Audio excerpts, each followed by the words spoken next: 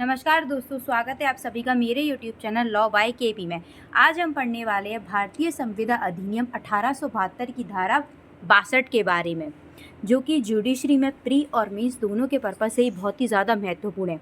यदि हम प्री की बात करें तो प्री में इससे एक या दो ऑब्जेक्टिव पूछे जाते हैं। यदि हम मीन्स की बात करें तो धारा 62 सेपरेट एक मीन्स 8 नंबर का सवाल बनाती है। तो वीडियो को हमको बिल्कुल भी स्किप किए बिना स्टार्टिंग से एंड तक देखना है और आपको अपना हेडफोन ईयरफोन लगा के कॉपी पे नोट्स लेके बैठ जाने, जिससे मैं आपको जो भी इंपॉर्टेंट या इसेंशियल एलिमेंट्स बनाऊं उन्हें आप नोट डाउन कर सकें और अपने बैरेक्स में लाइनिंग कर सकें। और जब भी ये वीडियो कुछ भी वीडियो देखा करें तो उसमें अपना बैरेक लेके ही बैठा करें, क्योंकि जब आप बैरेक से पढ़ते हैं तो आपको ज़्यादा अच्छा पढ़ के समझ में आता है। तो चलिए बिना कुछ देरी किए हम अपनी वीडियो को स्टार्ट करते हैं। सबसे पहले हम पढ़ते हैं कि ये जो धारा 62 है या ये जो भी चैप्टर है वो किसके बारे में बात करता है। वो बात करता है वे संविधाएं जिनका पालन करने की आवश्यकता नहीं है। इसका मतलब है ऐसी संविधाएं जिनका हमें पालन करने की अब आवश्यकता नहीं रही। ऐसी कौन कौन सी संविधाएं होती हैं? हम जानते हैं कि यदि कोई संविधा शून्य करनी है संविधा कैसी संविधा होती है? जो वैलिड होती है जब तक कि उसे वॉइड नहीं करा दिया जाए या कैंसिल नहीं करा दिया जाए, जो कि एक पक्षकार के ऑप्शन पर, एक पक्षकार के विकल्प पर कैसी होती है? शून्य होती है। वो चाहे तो उसे शून्य करा सकता है, चाहे तो उसे वैध मान के उसका पालन भी करा सकता है। ठीक है, तो यदि कोई संविधा शून्य करनी है संविधा होती है तो उसका पालन करने की हमें आवश्यकता नहीं होती। यदि कोई करार शून्य करार है, यदि वो संविधा बनने से पहले ही शून्य है तो फिर उसका पालन करने की भी हमें कोई आवश्यकता नहीं होती। यदि मैं आपसे बोलूं कि एक पुरानी संविधा थी जिसे मैंने एक नई संविधा के रूप में तब्दील कर दिया, बदल दिया, तो अब मुझे पुरानी संविधा का पालन करने की भी आवश्यकता नहीं होगी, है ना। अगर मैं बोलूँ कि किसी संविधा को मैंने विखंडित कर दिया, मतलब विखंडित करने से मतलब है कैंसिल कर दिया, उसे खंडन कर दिया, मुझे उसकी पालन करने की आवश्यकता नहीं होगी।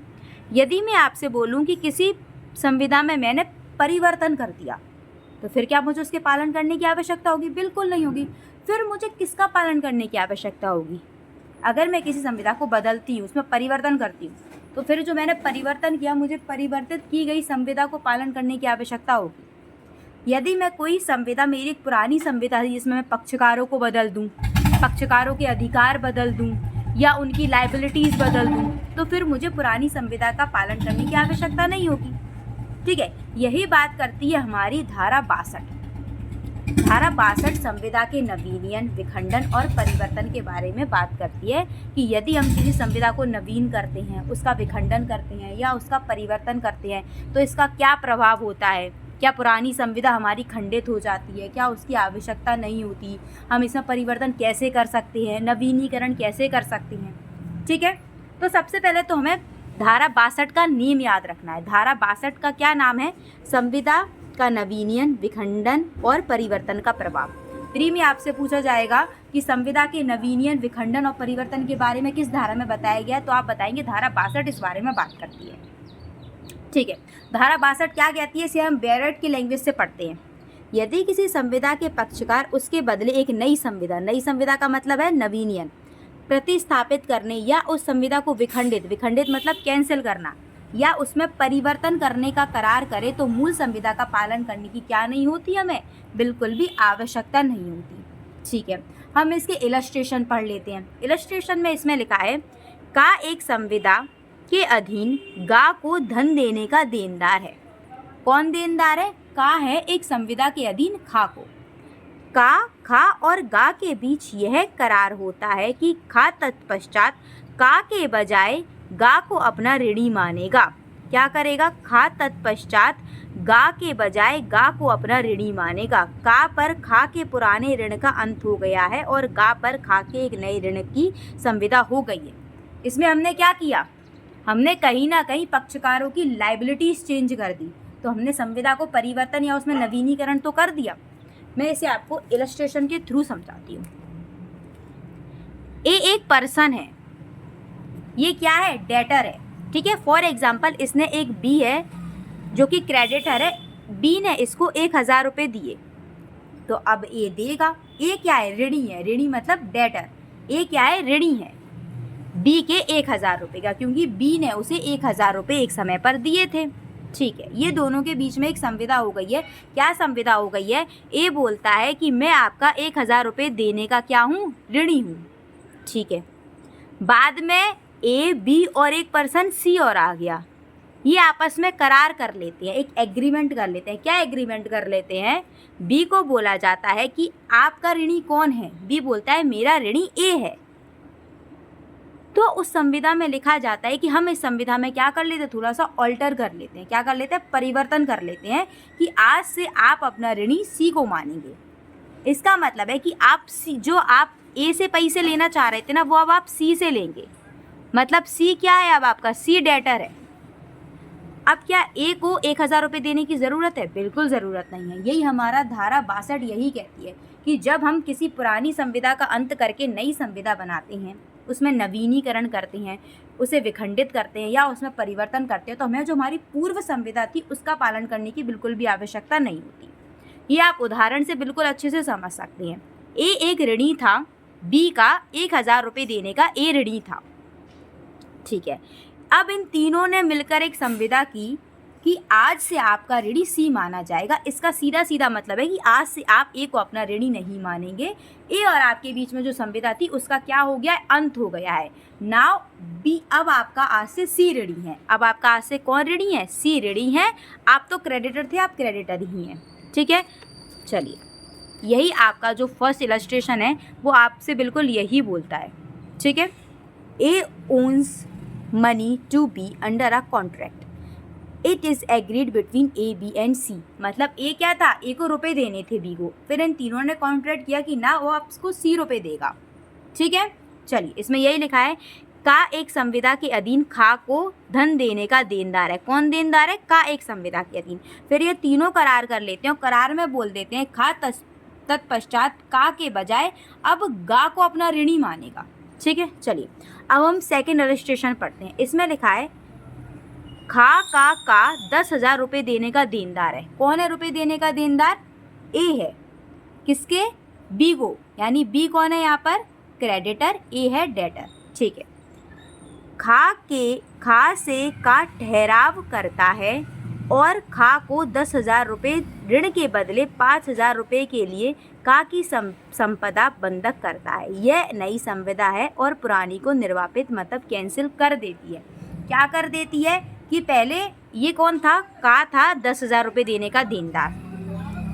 अब इन लोगों ने एक अलग से एक एग्रीमेंट कर लिया। उसमें क्या कर लिया? खा को 10,000 रुपये ऋण के बदले, मतलब बदले आप चेंज कर रहे हो। क्या कर रहे हो? परिवर्तन कर रहे हो या फिर कोई नई चीज़ कर रहे हो, तो पुरानी अपने आप क्या हो जाएगी? विखंडित, मतलब कैंसिल हो जाएगी। क्या कर रहे हो आप? खा को जो आपको 10,000 रुपये देने थे उसके बदले आपने क्या कर दिया? 5,000 रुपये के लिए का की संपदा बंधक करता है। आपने 5,000 रुपये के लिए बंधक रख ली, तो आपने अभी एक नई संविदा बन गई और पुरानी का क्या हो गया? आपने पुरानी को निर्वापित कर दिया। ठीक है, चलिए, अब हम थर्ड इसका पढ़ते हैं। का एक संविदा के अधीन खा को 1,000 रुपये देने का देनदार है। भाई ए क्या है? आपका डेटर है, ये क्या है? क्रेडिटर है। खा का 1,000 रुपये देने का देनदार है। ठीक है, गा का खा देनदार है। ठीक है, का को खा आदेश देता है कि देखो जो तुम्हें मुझे देने थे ना वो अब तुम सीधे सी को दे दो। इसमें सीधा सीधा एक वो है, हम इसे से ही समझ सकते हैं। का को ए जो है उसको 1,000 रुपये देने थे। किसको देने थे? बी को। ठीक है, और बी को 1,000 रुपये देने थे सी को। मतलब इन दोनों के केस में ये डेटर है, ये क्रेडिटर है। इन दोनों के केस में ये डेटर है, ये क्रेडिटर है। तो बी क्या करता है? ए को बोल देता है कि देखो तुम मुझे 1,000 रुपये दोगे, फिर वो मैं 1,000 रुपये लेके सी को दूंगा, तो तुम डायरेक्ट ही 1,000 रुपये डायरेक्ट ही सी को दे दो। ठीक है, क्योंकि इससे क्या हो जाएगा कि सी के पास जो मेरा ऋण था वो कवर अप हो जाएगा और तुम्हारे पास मेरा जो ऋण था वो भी कवर अप हो जाएगा। क्योंकि कहीं ना कहीं ये क्या हो रहा है? ए यहाँ पर डेटर है, ये क्रेडिटर है। ए इसको 1,000 रुपये देगा, फिर यहाँ पर ये डेटर है, ये भी क्रेडिटर है, वही 1,000 रुपये का फिर ये इसको देगा। तो इसने बोला तुम सीधे ही इसको दे दो। अब यहाँ पर कितनी संविदाएं जो हो गई उनका अंत हो गया। जो ए और बी के बीच संविदा थी कि मैं तुमको 1,000 रुपये दूंगा, उसका अंत हो गया। जो बी और सी के बीच संविदा थी कि बी बोल रहा था अब मैं तुमको 1,000 रुपये दूंगा, उसका अंत हो गया। और एक नई संविदा का निर्माण हो गया। किस संविदा का? जिसमें ए एक ऋणी है और ये क्या है? क्रेडिटर है। ये डेटर है, ये क्रेडिटर है। जिसमें ए जो है वो देनदार है और सी लेनदार है। ए सीधे 1000 रुपये किसको दे देगा? सी को दे देगा। ठीक है, चलिए। तो हमारा जो धारा 62 है वो इतनी ही बात करती है कि संविदा के नवीनीकरण, संविदा का विखंडन और उसका परिवर्तन का प्रभाव क्या होता है। इनका प्रभाव सिंपल सा होता है कि हमारी पुरानी संविदा का अंत हो जाता है। ठीक है, हमें पुरानी संविदा को परफॉर्म करने की आवश्यकता नहीं होती। अगर हम कॉन्ट्रैक्ट का इनोवेशन, जब हम कॉन्ट्रैक्ट का नवीनीकरण करते हैं ना, तो पूरी संविदा का होता है, उसका कोई पार्ट का आप नवीनीकरण नहीं कर सकते कि आपने एक पार्ट उठाया और उसका कर दिया। कैसे? जैसे कि ए और बी के बीच एक कॉन्ट्रैक्ट हुआ था जिसमें ए को 1000 रुपये बी को देने थे, तो हो क्या होगा? पूरे 1000 रुपये के बदले ही तुम कुछ चीज़ चेंज करोगे कि मैं 1000 रुपये के बदले अब आपको क्या एक चेन दे देता हूँ, या मैं 1000 रुपये के बदले आपको 10 किलो चावल दे देता हूँ। अब वो 10 किलो चावल के मतलब अब मैं 1000 रुपये नहीं दूंगा, तो ये मेरी पुरानी संविदा का क्या हो गया? विखंडन हो गया। इसमें टुकड़ों में नहीं हो सकती, इनोवेशन पूरी संविदा का होता है। ठीक है, अब हम बात करें कि प्री के पर्पस से सिर्फ इतना ही काफ़ी है। इसमें आपको इलस्ट्रेशन पूछे जाएंगे और आपकी धारा का नाम और संविदा के नवीनीकरण, विखंडन और परिवर्तन के बारे में किस सेक्शन में बताया गया है, केवल इतना पूछा जाएगा। ठीक है, इससे आपके रिलेटेड केस लो है वो मैं आपको बोल रही हूँ, आप नोट डाउन कर लीजिए। पहला आपका केस लो है Ramesh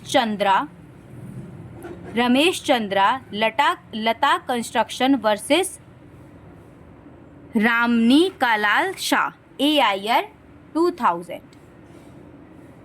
Ramesh Chandra Lata construction versus Ramnik Lal Shah, AIR 2000। एक और आपका केस लॉ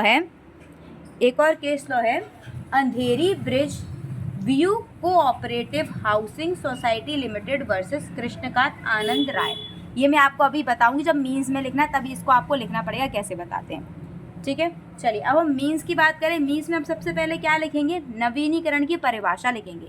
मीन्स में आप पहले नवीनीकरण को डिफाइन करेंगे, फिर विखंडन को डिफाइन करेंगे, फिर परिवर्तन को भी डिफाइन करेंगे कि ये कैसे कैसे होता है। तो सबसे पहले हम लिखेंगे मीन्स में नवीनीकरण की परिभाषा। नवीनीकरण की परिभाषा में हम लिखेंगे, ये लीजिए, इसमें आपके नोट्स है, इसमें से आपको अच्छे से समझ में आएगा नोट्स के थ्रू। ठीक है, सबसे पहले हम लिखेंगे नवीनीकरण की परिभाषा, नवीनियन की परिभाषा। इसमें हम लिखेंगे जब किसी संविदा में पूर्व संविदा के स्थान पर नई संविदा का प्रतिस्थापन होता है तो यह संविदा का नवीनीकरण कहलाता है। मतलब पुरानी संविदा के स्थान पर हमने क्या कर लिया, अब पूर्व संविदा के स्थान पर नई संविदा का प्रतिस्थापन क्या कहलाता है? संविदा का नवीनियन कहलाता है। इसमें एक उल्लेखनीय बात है Andheri bridge view cooperative housing society limited versus Krishnakant Anand Roy. ठीक है, इस केस में आपको क्या बताया गया था? इसमें यही बताया गया था कि जब आप संविदा का नवीनीकरण कर लेते हो, जब आप संविदा का क्या कर लेते हो, उसे नवीन कर लेते हो, नई बना लेते हो, तो आपको पुरानी संविदा का पालन करने की आवश्यकता नहीं है। ये किस केस में बताया गया था? Andheri bridge view cooperative housing society limited versus Krishnakant Anand Rai. ठीक है, इसमें आपको बताया गया था। अब है नवीनीकरण के प्रकार क्या होते हैं? नवीनीकरण के प्रकार होते हैं पक्षकारों का एक, या तो पक्षकारों को चेंज कर दूं या पक्षकारों के ऊपर जो लाइबिलिटीज होती है उसको चेंज कर दूं। कैसे?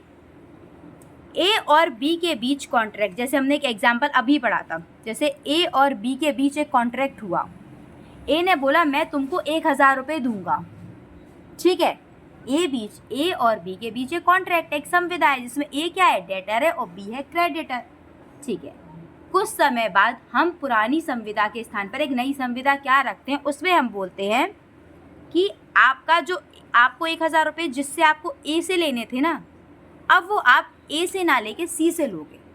तो अब क्या होगी? आपको ए से लेने की आवश्यकता नहीं है, अब आपका ऋणी आज से सी है। यानी आपने पुरानी संविदा को क्या कर दिया है? उसका अंत कर दिया और आपने नई संविदा का निर्माण कर लिया। अब आपको पुरानी संविदा के पालन करने की बिल्कुल भी आवश्यकता नहीं है। अब आपको किससे रुपए लेने की आवश्यकता है? अब आप सीधे सीधे रुपए लोगे सी से जाके, क्योंकि एक के पास जो अपना वो था उसने अपना क्या कर दिया? चेंज कर दिया। पक्षकारों को क्या कर दिया? चेंज कर दिया। अब आता है बाध्यता के द्वारा। बाध्यता मतलब अपनी बाध्यता शिफ्ट कर देना, अपना जो बाध्यता होता है उसे क्या कर देना, किसी दूसरे व्यक्ति पर डाल देना। तो ये क्या हो जाता है, बाध्यता के परिवर्तन द्वारा। ठीक है, हम पक्षकारों के परिवर्तन के द्वारा इसमें क्या लिख देंगे, हम इसमें 2-3 लाइन ऐसे लिख सकते हैं, जहाँ की पूर्व पक्षकार आपसी सहमति से आभार किसी अन्य पक्षकार को देते हैं और वह अन्य पक्षकार उसे स्वीकार करता है, तब संविदा का नवीनीकरण जो होता है वो पक्षकारों के द्वारा होता है। ठीक है, पक्षकारों के द्वारा इस अपन ऐसे समझ सकते हैं कि इसमें जब पक्षकार को चेंज कर रहे हैं ना, तो प्रॉफिट चेंज कर रहे हैं। मतलब मुझे जो प्रॉफिट मिल रहा था, आज मैं कह दूँ ये प्रॉफिट मुझे ना दे के आप सी को दे दो। ए और बी को संविदा करते हैं। ए बोलता है कि मैं आपको 1000 रुपये दूंगा, बी बोलता है कि ये जो 1000 रुपये है ना, ये तुम अब मुझे मत देना, सी को दे देना। तो ये पक्षकारों का चेंज हो जाता है, क्योंकि हमने किसको चेंज किया, लाइबिलिटीज़ तो ए पर थी, वो ए पर ही है, हमने चेंज क्या कर दिया, जो प्रॉफिट बी को मिलना था वो अब सी को मिल रहा है। बाध्यता में क्या हो जाता है, हम लाइबिलिटीज़ चेंज कर देते हैं। लाइबिलिटीज़ किस पे थी, हमारी लाइबिलिटीज़ थी ए पर। ए एक ऋणी था बी का 1000 रुपये का। ए बोलता है कि आगे से आप ये पैसे अब मुझसे मत लेना, सी से लेना। उसने अपनी लाइबिलिटी शिफ्ट कर दी। लाभ तो बी को मिल रहा था, वो बी को ही मिल रहा है, चाहे ए 1000 रुपये दे चाहे सी 1000 रुपये दे, लाभ किसको मिल रहा है, बी को मिल रहा है। ठीक है, लेकिन हम बात करें लाइबिलिटीज़ की तो ये चेंज हो गई। पहले कर्तव्य था ए पर, अब कर्तव्य है सी पर 1000 रुपये देने का। और जब पक्षकारों में होता है तब लाइबिलिटी सेम रहती है और प्रॉफिट चेंज हो जाता है। ऐसे इन दोनों को डिफ्रेंशिएट कर सकते हैं। ठीक है, इसके बाद हम क्या लिखेंगे, इसके बाद हम धारा 62 है इसे पूरी लिख सकते हैं और धारा 62 के 1 या 2 हम इलस्ट्रेशन उसमें लिख सकते हैं। सबसे पहले हमने नवीनीकरण की परिभाषा लिखी, हमने एक उल्लेखनीय वाद लिखा, उसके बाद हमने क्या किया, सेक्शन 62 पूरा मेंशन किया, उसके इलस्ट्रेशन लिखे, फिर हमने प्रकार लिखा। नवीनीकरण के प्रकार कैसे होते हैं, पक्षकारों के द्वारा। पक्षकारों के द्वारा जब होते हैं, जब हम पक्षकारों में चेंज करते हैं तो क्या हम चेंज करते हैं, लाइबिलिटी सेम पर्सन पे रहती है, जिससे प्रॉफिट होता है वो चेंज हो जाता है। कैसे कि ए को 1000 रुपये बी को देने थे, अब वो 1000 रुपये सी को देगा। लाइबिलिटीज ए पर ही है पर प्रॉफिट वाले पर्सन चेंज हो गए। अब हम बाध्यता के द्वारा करें तो बाध्यता के द्वारा में हम ये बोल सकते हैं कि 1000 रुपये पहले ए को देने थे बी को और अब सी देगा, मतलब प्रॉफिट तो बी को ही मिल रहा है, लाइबिलिटीज चेंज हो गई है। इसके बाद हम लिखेंगे नवीनीकरण के नियम क्या होते हैं। नवीनीकरण के नियम होते हैं, संविदा के नवीनीकरण के मुख्य 3 नियम होते हैं। कौन कौन से 3 नियम होते हैं कि दोनों संविदा के पक्षकार वही हो सकते हैं, पुरानी संविदा के स्थान पर आप नई संविदा बना सकते हो। सेम पक्षकार है पर आपने संविदा में चेंज कर दिया। अब ये चेंज कैसे होगा, जब सेम पक्षकार है तो आप कैसे कर सकते हो, इसे ऐसे कर सकते हैं। हो सकता है कि वो ये बोल दें कि आप मुझे 1000 रुपये दे रहे थे ना, अब मैं आप मुझे 1000 रुपये मत दो, इसके बदले आप मुझे 10 किलो चावल दे दो। पक्षकार ए और बी ही हैं, ए को 1000 रुपये देने थे बी को, अब वो उस 1000 रुपये के बदले क्या दे रहा है, 10 किलो चावल दे रहा है। तो पक्षकार सेम है, फिर भी हमारा नवीनीकरण हो गया। चलिए अब हम बात करें नई और पुरानी दोनों संविदा की शर्तें वही हो परंतु पक्षकार बदल जाए। ये हम वही एग्जाम्पल ले सकते हैं। पहले ए ऋणी था बी का 1000 रुपये का, मतलब 1000 रुपये किसको देने थे, ए को देने थे बी को। ए था डेटर, बी था क्रेडिटर। शर्त वही है, 1000 रुपये बी को अभी भी मिलने हैं, पर क्या हो गया, पक्षकार कैसे चेंज हो गए। अब जो 1000 रुपये है वो ए ना दे के कौन दे देगा, सी दे देगा। कैसे, ए और बी के बीच एक कॉन्ट्रैक्ट था, ए को देने थे 1000 रुपये बी को। किसको देने थे, ए को, क्योंकि ये था डेटर ये था क्रेडिटर। ठीक है, अब इस संविदा की शर्तें क्या हैं, 1000 रुपये देना इसकी शर्त है। सिंपल सी बात अगर समझें, ए बोलता है कि अब आप ए ये जो रुपये है ना वो आपको सी देगा। पक्षकार चेंज हो गए पर शर्त चेंज नहीं हो गई। जब संविदा का नवीनीकरण होता है ना तब पुरानी संविदा क्या हो जाती है, समाप्त हो जाती है और उसका आप दावा भी नहीं कर सकते। ये भी एक नियम होता है, जब भी आप संविदा का नवीनीकरण करोगे तो आपकी पुरानी संविदा ऑटोमेटिक समाप्त हो जाएगी और आपकी नई संविदा का आरंभ हो जाएगा। आप पुरानी संविदा समाप्त हो जाती है और आप उसके ब्याह पे दावा भी नहीं कर सकते। कैसे, ए और बी ने कॉन्ट्रैक्ट किया था, ए ने बोला था मैं तुमको 1000 रुपये दूंगा, बी ने बोला ओके। नाउ ए बोलता है कि अब मैं आपको 1000 रुपये नहीं दूंगा, आपको 1000 रुपये चाहिए, आपको मिलेंगे, पर वो आपको सी देगा। और बी ने भी उसे एक्सेप्ट कर लिया, मतलब हामी भर दी कि हाँ मैं ठीक है, मैं तुमसे ना लेके सी से ले लूँगा, देयर इज़ नो प्रॉब्लम, क्योंकि दोनों पक्षकार सहमत हो चुके हैं। अब बी अगर चाहे तो ए से अपनी संविदा का क्या पालन का दावा नहीं कर सकता। ए और बी के बीच में जो संविदा थी वो समाप्त हो चुकी है, अब नई संविदा बी और सी के बीच में है। ठीक है, तो आप मीन्स में इतना लिखेंगे। फिर आप मीन्स में क्या करेंगे, 2 लाइन में संविदा के विखंडन को डिफाइन कर देंगे। संविदा के विखंडन को कैसे डिफाइन करेंगे, जहाँ पूर्व पक्षकार जो होते हैं ना वो संविदा को विखंडित कर देती है ना, तो ये संविदा का विखंडन कहलाता है। बस यही 2 लाइन लिख देना। जहाँ पूर्व पक्षकार मतलब जो पहले के पक्षकार थे संविदा के, जहाँ पूर्व पक्षकार संविदा के विखंडन का करार एग्रीमेंट कर लेते हैं, वहाँ संविदा कैसी हो जाती है, विखंडित हो जाती है। अब हम बात करें संविदा का परिवर्तन, इसमें भी आप ऐसे ही लिख लेना, जहाँ संविदा के पक्षकार संविदा में परिवर्तन कर देते हैं, वहाँ क्या हो जाता है, संविदा का परिवर्तन हो जाता है। नवीनीकरण में क्या होता है, जहाँ आप पूर्व संविदा का अंत कर दो और नई संविदा बना लो, वो संविदा का नवीनीकरण है। विखंडन कैसे होता है, जहाँ संविदा के पूर्व पक्षकार संविदा को क्या कर लेते हैं, विखंडन करने का करार कर लेते हैं, कैंसिल करने का करार कर लेते हैं, वह संविदा का विखंडन हो जाता है। ठीक है, संविदा का परिवर्तन कैसे होता है, जहाँ की संविदा में परिवर्तन पक्षकारों की सहमति से किया जाता है। कैसी सहमति से, आप परिवर्तन ही तो कर रहे हो। कैसे आप परिवर्तन कर रहे हो कि ए ने बोला कि मैं आपको 1000 रुपये देने का देनदार हूँ, बी ने बोला आप मुझे 1000 रुपये नहीं दो, आप 1000 रुपये के बदले मुझे 10 किलो चावल दे देना। बी ने ये बोला, ए ने बोला ओके, तो दोनों की सहमति हो गई और संविदा में परिवर्तन हो गया। ठीक है, नवीनीकरण में भी संविदा में जो पक्षकार होते हैं उनकी सहमति होना चाहिए। ए बोल रहा है मैं आपको 1000 रुपये दे रहा था ना, ये 1000 रुपये अब आप सी से मांगना। बी बोल रहा है मैं नहीं मांगूंगा, तो यहाँ नवीनीकरण नहीं होगा, इसमें भी दोनों पक्षकार चाहिए। और जब विखंडन करते हैं तो विखंडन में भी दोनों पक्षकार ही मिलकर विखंडन करते हैं। ठीक है, तो मीन्स में आपको क्या लिखना है, मीन्स में आपको नवीनीकरण की परिभाषा, फिर आपको उल्लेखनीय वाद अंधेरी ब्रिज, इस वाद में बताया गया था कि यदि आप नई संविदा का निर्माण करते हैं तो आपको पुरानी संविदा का पालन करने की बिल्कुल भी आवश्यकता नहीं है। फिर आप इसके टाइप्स लिखिए, इसके प्रिंसिपल्स लिखिए, इसके रूल्स लिखिए, और फिर आप विखंडन और लास्ट में किसको, परिवर्तन को 2 लाइन में डिफाइन करके आपका आंसर 2 से 3 पेज में बहुत अच्छे से बन जाएगा।